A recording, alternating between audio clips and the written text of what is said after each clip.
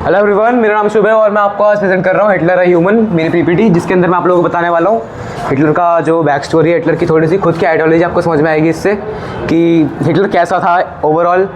आप लोग अगर बुक में पढ़ोगे तो आपको 1933 के बाद की स्टोरी ज़्यादा पढ़ाई जाएंगी, क्योंकि अपेरेंटली उनको लगता है कि अगर आपको आइडियोलॉजी समझानी है तो फिर वो रूलिंग टाइम के बाद की जो स्टोरीज़ है उन्हें समझा कर सकते हैं। लेकिन अगर आप उसका पास समझ जाएंगे तो आपको उसकी आइडियोलॉजी और अच्छी समझ में आएगी कि उसने क्या क्या देखा जो उसको वहाँ तक लेके गया। ठीक है, तो इस पीपीटी में पहले मैं बता दूं, मैं आपसे इंटरेक्शन करने वाला हूँ बहुत बार। मैं आपसे क्वेश्चन पूछ सकता हूँ, बस आपको येस और नो में आंसर करना है, ज़्यादा कुछ नहीं है। फर्स्ट क्वेश्चन यहीं पे है, हु वाज हिटलर? आपको क्या लगता है हिटलर कौन होगा? इंसान होगा। नाइस, ठीक है। वो कोई बर्ड नहीं है, वो कोई कैमल नहीं है, वो एक इंसान है हमारी तरह। ठीक है, हम सबकी तरह, जैसा आप हैं, मैं हैं, सर हैं, सब लोग। ठीक है, तो उसकी भी एक लाइफ होगी, वो कहाँ पैदा हुआ, उसका बर्थडे क्या है, ये पूरा कंटेंट आप देख सकते हैं इसके अंदर। क्या पढ़ना है आपको? अरे भाई क्या, ठीक है, अब हो गया। ये कंटेंट पेज है, आप लोग इसमें देख सकते हैं। हिटलर्स ह्यूमन लाइफ पढ़ेंगे हम, जो उसने जर्मनी, वियना बीच में रहा, उसके बाद नाजी फॉर्मेशन कैसे हुई, और फाइनली जो बुरे काम किया एडोल्फ हिटलर ने वो क्या करे थे, कैसे करे थे बेसिकली। तो Adolf Hitler was born on April 20, 1889 in Braunau am Inn. ये उस टाइम के ऑस्ट्रिया हंगरी का पार्ट था। अब जो है ये पूरी तरीके से ऑस्ट्रिया में है। पहले के जो टाइम की जो बाउंड्रीज थी उसके हिसाब से वो ऑस्ट्रिया हंगरी के बीच में पड़ता था। Adolf was one of 6 children, 3 of who died at early ages. उस टाइम पे ऑफ कोर्स हेल्थ केयर इतना अच्छा नहीं होता था, तो जो बच्चे होते हैं उनको नर्चर करने के लिए इतना रिसोर्सेज नहीं होते थे, तो जो सर्वाइव कर पाए उसमें से 6 में से 1 जो था वो एडोल्फ था, और 3 जो उनकी डेथ हो गई थी अर्ली एजेस पे। एडोल्फ के पेरेंट्स एलॉइस एडोल्फ के फादर थे, जिन्होंने अपना सरनेम चेंज किया था। इससे प्रोनाउंस बहुत मुश्किल कर सकते हैं, आप पढ़ सकते हो। जिससे हिटलर चेंज किया 1877 में, और वो एक कस्टम ऑफिशियल्स थे। कस्टम ऑफिशियल बेसिकली वो होते हैं जो आप मान सकते हो गवर्नमेंट जॉब्स, बट थोड़ी सी हायर लेवल की, जैसे कि किसी सिविल सर्विसेज में, जैसे आप सब थोड़ा सा नीचे आर्मी के मान लो वैसे। He died when Adolf was just 14 years old. जब एडोल्फ 14 का था तब वो उनकी डेथ हो गई थी। नेक्स्ट, हिटलर की mom Clara Hitler was very young when she married the older alloys. तो उस टाइम पे क्या होता था, चाइल्ड मैरिजेस पूरे वर्ल्ड में बहुत ज़्यादा ऐसी थी कि कॉमन होती थी। तो उस टाइम पे क्लारा जो थी वो भी जब बहुत यंग थी तब उनकी शादी हो गई थी अलोइस से। She shard young Hitler with love and affection. तो इसके अंदर थोड़ा समझने की जरूरत पड़ेगी आपको कि जो फादर थे हिटलर के, वो उस पर थोड़ा सा ज़्यादा हार्श रहते थे कि उस पर हमेशा उसे ट्रेनिंग वगैरह करवाना। वो चाहते थे कि वो सिविल सर्विस में जाए, उनकी तरह ही काम करे, वो आर्मी ज्वाइन करे। लेकिन क्लारा जो थी वो उसको हमेशा प्यार करती थी और बहुत अच्छे से उसे रखती थी।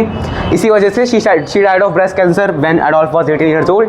पर एडोल्फ जो था उसने अपनी मॉम की पिक्चर अपने until the day he died तब तक अपने पास रखी थी, जब तक वो मर नहीं गया। एजुकेशन इतना ये आप पढ़ सकते हो, इतना इंपॉर्टेंट नहीं है। मैं बेसिकली आपको बता देता हूँ। मोनेस्ट्री जो होती है, मोनेस्ट्री आप लोगों में से काफ़ी लोगों को नहीं पता होगा। मोनेस्ट्री बेसिकली क्या होता है ना, जैसे हमारे यहाँ पे गुरुकुल होते थे पहले, स्कूल्स का इतना बड़ा कॉन्सेप्ट नहीं होता था। ठीक है, तो ये आप जर्मनी के या फिर बाहर यूरोपियन देश में जो होता था ना, जैसे चर्च मान लीजिए आप, मोनेस्ट्री को चर्च में जाकर पढ़ाई करी जाती थी। वहाँ पर रिलीजियस ज़्यादा होता था, पढ़ाई थोड़ी कम। When it was time to choose secondary school, Adolf wanted to become an artist. ये बहुत ज़रूरी पॉइंट है, से याद रखना कि एडोल्फ को कभी भी पॉलिटिक्स में कोई इंटरेस्ट नहीं था स्टार्टिंग में। ऑफ कोर्स वो एक आर्टिस्ट बनना चाहता था। ठीक है, his father wanted him to become, वही मैंने आपको बता दिया कि उसके फादर ये नहीं चाहते थे, वो चाहते थे कि वो एक सिविल सर्विस में काम करे, तो उसका वो खुद करते हैं। ठीक है, एक और इम्पॉर्टेंट पॉइंट है, उसने ट्राई किया था फाइन आर्ट्स की अकेडमी में जाने का, जो लोकल थी वहाँ पर, बट वो फेल हो गया था। उसके बाद अब बिकॉज उसके फादर की डेथ हो गई थी तो उसके पास फुल चॉइस थी, वो कुछ भी कर सकता था। तो उसने आर्टिस्ट बनने के लिए ट्राई करा, वो फेल हो गया। लेकिन उसने टेस्ट अटेम्प्ट किया था, वो फेल हो गया। ठीक है, हाँ, आपका फर्स्ट क्वेश्चन अब यही का। आपको मैं 3 पेंटिंग्स दिखाने वाला हूँ, आपको तीनों पेंटिंग्स को देखना है और मुझे बताना है आपको कैसा लगा। मैं 3 लोगों से पूछूंगा मैक्सिमम। ठीक है, जब देख लो तो मुझे बता देना, स्किप करनी है। करूँ स्किप? सेकेंड स्किप करूं? थर्ड? कोई भी 3 खुद से हाथ उठा सकता है कोई, बताने के लिए कि कैसा लग रहा है उनको। एक माउंटेनियस लाइफ विद अलोनिंग फील, मतलब वो इंसान अलोन रहना चाहता है, वो सबसे अलग एक माउंटेनियस ये आपको पता है इसने जो जो मतलब ये बनाई है जिस आर्टिस्ट है उसका, वो कौन है? हिटलर। उसके बारे में मैं थोड़ा पूछना चाहता हूँ। पेंटिंग के कॉन्टेक्स्ट में मत जाओ, मतलब किसने बनाई हो, कैसा लगता है, किस भाव से बनाई होगी? एडॉल्फ हिटलर ने लोनेलिनेस में बनाई थी कि वो ओके ठीक है कोई बात नहीं। तो इन पेंटिंग्स पर मैं आपसे बाद में बात करूंगा। मैं अच्छी पेंटिंग्स है, सबको सब एग्री करते हो ना? ठीक पेंटिंग्स है, अच्छी है, बहुत बढ़िया है।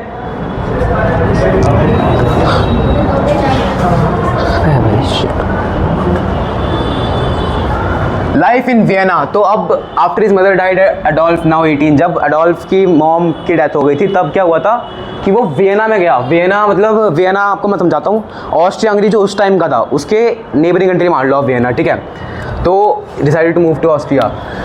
After his mother died Adolf now 18 decided to move to Austria to pursue his dream of becoming a great artist. अभी तक वो आर्टिस्ट बनने के लिए ही स्ट्रगल कर रहा था। अगेन ही fail to gain entrance into the academy. उसने फिर से अटैम्प्ट किया, फिर फेल हुआ, और ये पूरा 3 बार ऐसा हुआ कि उसने अटैम्प्ट किया एंड वो फेल हुआ, ठीक है। He eventually sold all his possessions and became a homeless drifter. Basically क्या हुआ, वो अब कितनी बार ट्राई करेगा, कोई इसके पास पैसे खत्म हो गए, कुछ भी हुआ, उसकी मदर भी नहीं है ना उसके डैड है, उसको कोई फाइनेंशियल सपोर्ट करने के लिए कोई है नहीं, फैमिली भी नहीं है। तो उसने उसके पास जो भी कुछ था उसके पोजेशन में उसने सबको बेच दिया। और वो क्या करता था वियना में, रहता कहाँ था, वो बेसिकली पार्क बेंचेस में जाकर सो जाता था। फिर जो किचन सूप, उसने लिटरली 1 साल तक सिर्फ और सिर्फ इधर उधर से किसी बेंचेस या किचन में से तो सूप खाया पिया था, वो भी वियना में, वो मिल जाता था उसे कैसे भी करके। Adolf did manage to sell some. हाँ, तो एडोल्फ को कुछ पेंटिंग्स जो उसने बनाई थी वो बेच दी लोकली, ठीक है, बड़े लेवल पर नहीं, थोड़े ऐसे ही छोटे मार्केट्स में। Life in Vienna. हाँ, तो यहाँ पर वियना में आकर जब उसके पास कुछ और ऑप्शन नहीं बचा, जब उसने देखा कि इसका आसपास क्या चल रहा है, क्योंकि ये जो टाइम था इस टाइम तक हो रहा था, वर्ल्ड वॉर 1 स्टार्टिंग हो रही थी, तो उसको पॉलिटिक्स दिख रही थी कि क्या हो रहा है आसपास। और वो जर्मनी के आसपास ही, तो जर्मन नेशनलिज्म बेसिकली एक पेट्रियार्की मान सकते हो उस टाइम के लिए। तो Adolf become interested in the idea of German nationalism here. उसको यहीं पर थोड़ा टेस्ट मिला पॉलिटिक्स का, पहली बार उसने पॉलिटिक्स में जाने का सोचा यहाँ पर। Adolf left Austria at the age of 24 to avoid mandatory। उस टाइम पे क्योंकि मैंने बताया वॉर हो रही थी, ठीक है, तो उनको चाहिए आर्मी मैन। वो बस चाहते थे कि जैसे भी सोल्जर मिले, उस टाइम पे ट्रेनिंग का भी टाइम नहीं है, बस मैन चाहिए उनको, ठीक है, आदमी लोग चाहिए जो आर्मी में आ सके, ठीक है, पावरफुल लोग। तो at the age of 24 it was mandatory. Austria में मैंडेटरी हो गया था कि जो भी मैन होंगे जो 24 एज के बाद हो गए, एक्सीड कर जाएंगे, उनको मिलिट्री में आना ही पड़ेगा, ठीक है। तो उसने छोड़ दिया था क्योंकि उसको तब भी इतना इंटरेस्ट नहीं था, उसको पॉलिटिक्स में थोड़ा सा आ गया था, पर वो आर्मी में बिल्कुल नहीं जाना चाहता था, तो उसने ऑस्ट्रिया को छोड़ दिया। बट बाद में उसने वर्ल्ड वॉर 1 में साइन अप किया था, और ये उसकी एक पिक्चर आप देख सकते हो यहाँ पर, एनलिस्टमेंट की स्पीच सुन रहा है वो, ये वर्ल्ड वॉर 1 के टाइम की है। अब जर्मनी एंड वर्ल्ड वॉर 1, जब उसने वर्ल्ड वॉर 1 में अपनी पार्टिसिपेंट किया, बाद में आकर तब क्या हुआ, उसका जो पूरा बिहेवियर था ना, यहाँ पे आपको समझने की थोड़ी कोशिश करना। Excited to fight for Germany. अब वो जर्मनी के लिए फाइट कर रहा था, ठीक है, वर्ल्ड वॉर 1 में वो जर्मनी के लिए फाइट कर रहा था। वो था कहाँ का, वो ऑस्ट्रिया हंगरी के बर्नाउन में था, ठीक है, लेकिन वो किसके लिए फाइट कर रहा था, जर्मनी के लिए कर रहा था। Found a home fighting for the fatherland. Fatherland basically Germany है, फादरलैंड उसके लिए जर्मनी बोलते हैं। और जो होम उसको होम मिल गया क्योंकि ऑफकोर्स वो आर्मी में था, तो थोड़ी बहुत उसको मिल गया कुछ रहने के लिए जगह। Highest rank held was corporal highest rank ली उसने। Was a regimental messenger, not an easy job at all. अब रेजिमेंटल मैसेंजर क्या होता है कि उस टाइम पे क्या होता था ना, कि अभी भी होता है, मतलब वो तो लेकिन ईजी हो गया है। आर्मी जो एक्चुअल ग्राउंड पे लड़ रही है और जो पीछे ऑफिशियल जो उसको ऑर्डर दे रहे हैं, उनमें डिफरेंस है। पर अब हमारे पास रेडियोज़ हैं, वॉकी टॉकीज़ है, तो जल्दी कम्युनिकेशन हो जाता है। लेकिन उस टाइम पे we are talking about 1919 something, ठीक है, वर्ल्ड वॉर 1 से पहले, उससे पहले ही होगा। तो उस टाइम पे हमारे पास कोई ऐसी टेक्नोलॉजी थी नहीं कि हम लोग डायरेक्ट बात कर सकें, इसलिए रेजिमेंटल मैसेंजर होता था जो कि मैसेजेस को लेके जाता था, बैग के अंदर रखे होते थे, लिटरली बैग के अंदर मैसेजेस जो वो बैटल फील्ड से लेकर जाएगा और जो आर्मी ऑफिशियल होगा वहाँ का उसको देगा, ठीक है। तो बहुत खतरनाक जॉब है और इसके अंदर जान जाना का तो बहुत चांसेस है, पर वो सर्वाइव कर गया इससे। Hitler was devastated when he, हाँ, तो अब हिटलर को जब पता चला कि जर्मनी हार गई थी, पहले वर्ल्ड वॉर में जर्मनी हार गई, सबको पता है। तो जब उसको सुनाई दिया कि, क्योंकि वो तो लड़ नहीं रहा था, वो तो बस एक रेजिमेंटल मैसेंजर था, तो उसको जब पता चला कि जर्मनी ने सरेंडर कर दिया है, हारी भी नहीं है, सरेंडर कर दिया है, तो उसको बहुत गुस्सा आया, आप मान लो, वो डिप्रेस हो गया था क्योंकि उसको चाहिए था कि जर्मनी जीते। वो एक्साइटेड था, वो जर्मनी के लिए फाइट कर रहा था। He was shocked to see the anti war sentiment among the German civilians. तो जो जर्मन सिविलियंस थे उस टाइम पे, उन लोगों का जो माइंडसेट था वो था कि हमें वॉर नहीं चाहिए, हम लोग सिंपल पीस में रहना चाहते हैं। पर हिटलर वॉज अगेंस्ट इट, ठीक है, उसको नहीं चाहिए था, उसको चाहिए थी war. Believe there was an, अब यहाँ से शुरू होती है उसकी ज्यूज़ को लेके जो पूरी उसकी आइडियोलॉजी, आप लोग बताओगे ज्यूज़ का उसने जेनोसाइड करवाया था। तो उसको लगता था कि जो कम्युनिस्ट और ज्यूज़ इन्वॉल्व हैं पूरी वॉर में, जो वो हारे हैं, ठीक है। और जो उनके पॉलिटिक्स में थे ना लोग उस टाइम पे, जो जर्मनी को लीड कर रहे थे जब वॉर के टाइम पे, उसमें मोस्टली उस टाइम पे ज्यूज़ थे। तो उसको लगता था कि इन ज्यूज़ की वजह से, जो घर पे बैठकर या जर्मनी में बैठकर ऑर्डर दे रहे थे, उन लोगों की वजह से जर्मन की हार हुई है वर्ल्ड वॉर 1 में, ठीक है। तो यहाँ से उसको ज्यूज़ पे वैसे भी शुरू हो गया उसका मतलब वो जेनोसाइड का पूरा प्लान। हिटलर वॉज डिप्रेस, मैंने बता दिया आपको, हिटलर को बहुत डिप्रेशन, जो भी एंजाइटी, डिप्रेशन सब कुछ हुआ वर्ल्ड वॉर 1 के बाद, क्योंकि वो चाहता था कि जीते। Still in the army he became an undercover agent. अब उसको एक और बहुत डेंजरस जॉब मिल गई जो कि थी undercover agent, whose job was to root out communist. तो कम्युनिस्ट जो होते हैं, ठीक है, कम्युनिस्ट आप लोगों को पता है, कम्युनिस्ट कैपिटलिस्ट सोशलिस्ट। तो उस टाइम पे जो है ना कम्युनिस्ट को निकालने के लिए कि कौन कम्युनिस्ट है, कौन सपोर्ट कर रहा है कम्युनिस्ट को, उनको निकालने के लिए हिटलर को जॉब दी गई कि उसको एक एजेंट बनाया गया, अंडरकवर एजेंट, स्पाई मान सकते हो आप लोग। Also like about the dangers of communist and Jews, वो रेगुलरली स्पीचेस देता था, ठीक है, पब्लिक में, जो अगेंस्ट थी ज्यूज और कम्युनिस्ट के। वो उसकी स्पीकिंग स्किल्स आप लोगों को पता होगी बहुत अच्छी थी, इसी से क्योंकि उसने प्रैक्टिस करी है बहुत, पब्लिक जगह पे बोला है उसने बहुत। Hitler was sent to investigate this group in Munich in 1919। तो म्यूनिच में जो एक ग्रुप है जिस पे अगेन ऐसे ही चलता था उनका काम, वो कुछ ग्रुप्स में भेजते थे, गवर्नमेंट कुछ ग्रुप्स को भेजती थी कि इनको इन्वेस्टिगेट करो, चुपके से करो कि इन्हें पता ना चले, और अगर कोई कम्युनिस्ट आइडियोलॉजी को सपोर्ट कर रहा है तो उसको रूट आउट करो, निकालो उसको, हमें इन्फॉर्म करो। तो जब म्यूनिच में भेजा गया हिटलर को 1919 में, वहाँ पर उसकी एक मीटिंग हुई, वहाँ पर उसने गिव स्पीच, बहुत जगह स्पीच दी उसने पहले भी। He was then asked to become a member which he did. तो वहाँ पर म्यूनिच की जो पॉलिटिकल पार्टी थी ना उस टाइम की, ज्यूज़ वगैरह थे मोस्टली, लेकिन ये जो अकेली पार्टी थी ये बहुत इंपॉर्टेंट है, इसका नाम आप लोगों को आगे मिल जाएगा, जिसको उसने रीनेम करा था नाजी पार्टी में, ठीक है, बाद में इसको इसका ऑफर मिला कि आप मेंबर बनना चाहेंगे, जिसको उसने एक्सेप्ट कर लिया क्योंकि उसको चाहिए था पॉलिटिक्स में थोड़ा सा taste. Nazi formation and revolution. Hitler began to think big for the German workers party. आप देख सकते हो ये रियल फोटोज़ हैं, ठीक है। यहाँ पर ये जो पूरे लोग हैं ये म्यूनिच की उस टाइम की पार्टी के लोग थे, इतने ही थे बस। और हिटलर को इन लोगों ने इस टाइम पे इनवाइट किया था कि आप इतने अच्छे स्पीकर हैं, उन लोगों ने अपना फ़ायदा देखा था कि इतना अच्छी तरीके से बोल पाता है ये, तो हम लोग इसको अपनी पार्टी में रखेंगे तो हमारा इम्पैक्ट बढ़ेगा। तो अब यहाँ पर क्या हुआ, इनका नाम था जर्मन वर्कर्स पार्टी, ठीक है। उस टाइम पर इसने हिटलर ने क्या करा, उनका नाम चेंज किया बाद में, national socialist German workers party और द नाजीज, यहाँ से नाम आया नाजीज का, ठीक है। Begin placing ads for meeting in anti semitic anti Jews newspaper. वही इसका जो प्रोपेगेंडा था एंटी ज्यूज रहने का, उसने न्यूज़पेपर्स में, मीटिंग्स में, हर जगह उसको अपना दिखाया कि मैं एंटी ज्यूज हूँ, और वही उसने अपना हर जगह प्रचार किया न्यूज़पेपर वगैरह के ऊपर। He revoked Versailles Treaty, civil rights of Jews and confiscated any war profits। ये बहुत इंपॉर्टेंट पॉइंट है कि वर्साइलेस ट्रीटी जो थी आप लोगों को पता होगा वर्ल्ड वॉर 1 के एंड में बनाई थी, जो कि जर्मनी को मेनली टारगेट करती थी, उसको हैवीली टैक्स पे करना पड़ता था। तो उसको तो बिल्कुल पसंद नहीं, ऑफ कोर्स वो चाहता था कि हिटलर वो जर्मनी जीते, तो वो इसके अगेंस्ट रहता था। और सिविल राइट्स ऑफ ज्यूज़, जो ज्यूज़ पॉलिटिशियंस थे, जो जिनको वॉर से फ़ायदा मिला था, कुछ भी मिल सकता है फ़ायदा, लैंड हो सकती है, मनी हो सकती है, उसने उन सबको कॉन्फिस्केटेड, मतलब होता है अपने उसको हटा लेना उनसे, मतलब कि उसने उन्हें जब्त कर लिया, उनके पास नहीं है वो। Nazi adopted red flag swastika as their party symbol. आप लोगों ने साइन को देखा होगा, इंडिया में बहुत कॉमन है, स्वास्तिका बोलते हैं इसको, थोड़ा डिटेल नहीं है। तो इसका रीज़न क्या था कि उसने इसको रखा अपने पार्टी सिंबल के लिए। आप लोगों को बता दूं कि जो हिटलर था ना, उसके इसे सोचती कि जो जर्मन्स हैं, जो लोग हैं, उन लोगों में से ना कुछ हैं जो प्योर रेस के हैं, कुछ हैं जो कम नीचे आते हैं, हायरार्की, वही सब कास्टिज्म का थोड़ा सा ऊपर लेवल का एक चीज़, ठीक है। तो अब इसने स्वास्तिकों को क्यों चुना, उसका जो मानना था वो था कि जो आर्यन है ना, आर्यन रेस के लोग, वो सबसे ज़्यादा प्योर हैं, उनको हकदार मिलना चाहिए कि वो जर्मनी में रहें, और जर्मनी जो पूरी जगह है वो सिर्फ आर्यंस की होनी चाहिए, सिर्फ और सिर्फ आर्यंस की। तो आर्यंस को स्वासी जो होता है, स्वासी का मतलब होता है आर्यन, ठीक है, जर्मनी में। तो अब क्या हुआ कि स्वास्तिका और स्वासी सिमिलर वर्ड्स हैं, ठीक है। संस्कृत और जर्मन में जब ट्रांसलेशन होती थी उस टाइम पे, क्योंकि इतनी अच्छी कॉपीराइटिंग होती नहीं थी, तो गलती हो गई, स्वास्तिका जो है वो स्वासी में कन्वर्ट हो गया, और उसको पता चला कि स्वासी का मतलब ये होता है, तो उसने वो सिंबल अडॉप्ट कर लिया और कुछ नहीं। आर्यन रेस, ध्यान रखना, आर्यन रेस वो होते हैं जो बहुत प्योर माने जाते हैं हिटलर के रूप, वो हिटलर के वर्ल्ड व्यू में, ठीक है। Hitler was arrested for the beer hall pitch coup in 1923 which he attempted to overthrow the Bavarian government। तो आप लोगों को पता होगा मिलिट्री कूज होते हैं आजकल भी, और वो इवन पाकिस्तान में भी होते हैं। बियर हॉल खूब क्या था मैं आपको बता देता हूँ। बेसिकली वही जो उसका था कि वो ज्यूज़ के अगेंस्ट बोलता था, ज्यूज़ का वो चाहता था कि जो बावेरियन गवर्नमेंट थी उस टाइम की रूलिंग गवर्नमेंट, जैसे आज के टाइम पे बीजेपी है, वैसे अभी मान लो इसको कंपेयर कर लो कि आज के टाइम की बीजेपी को ओवरथ्रो करना चाह रही है कांग्रेस या फिर कोई और आम आदमी पार्टी, कोई ऐसा मान लीजिए इसको, ठीक है, क्योंकि उस टाइम पे ये पॉलिटिशियन बन चुका था एक।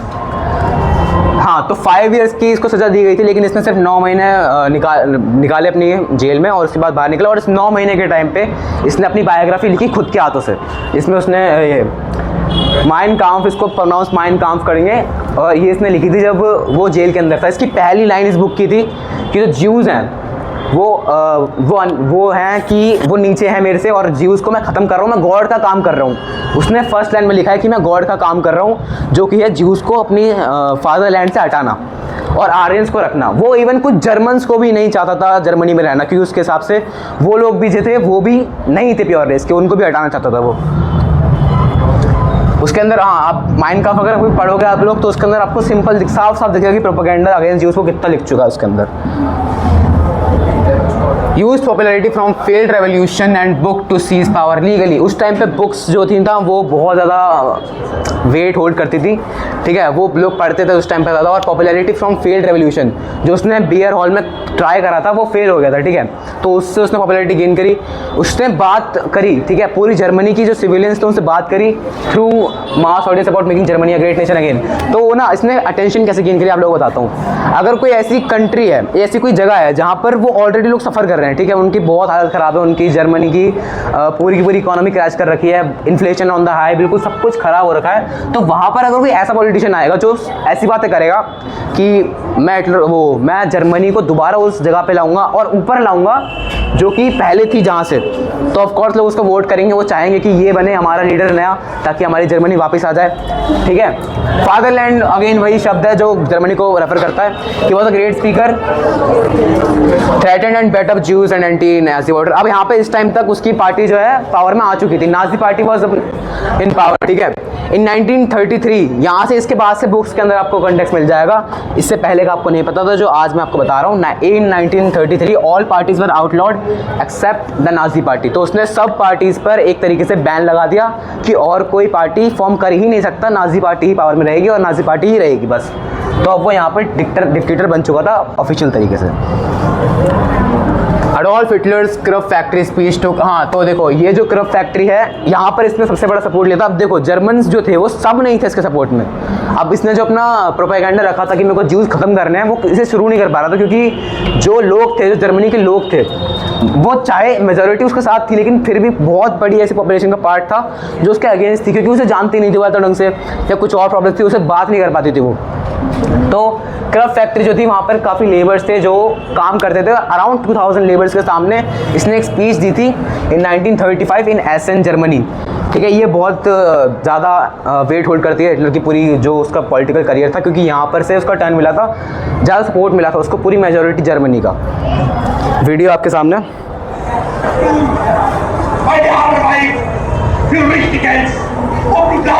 dass ich fleißig gewesen bin, dass ich gearbeitet habe, dass ich mich in diesen Jahren für dich eingesetzt habe, dass ich anständig meine Zeit verwendet habe im Dienste meines Volkes. Gib du jetzt eine Stimme ab. Wenn ja, dann tritt für mich ein, so wie ich für dich eingesetzt habe. आप लोग सुन सकते हो कितनी आवाज़ें आ रही थी उसको पूरी तरीके से, मतलब उसने इतना ज़्यादा अच्छी तरीके से बोलता था, वो इतनी तरीके से मैनिपुलेट कर पाता था लोगों को कि उस पूरे 2000 लोग जो उस टाइम पे काम कर रहे थे वहाँ पे, उन सबको उसने अपनी फेवर में कर लिया, ठीक है। इतने अच्छा मैनिपुलेशन स्किल्स थी उसके पास।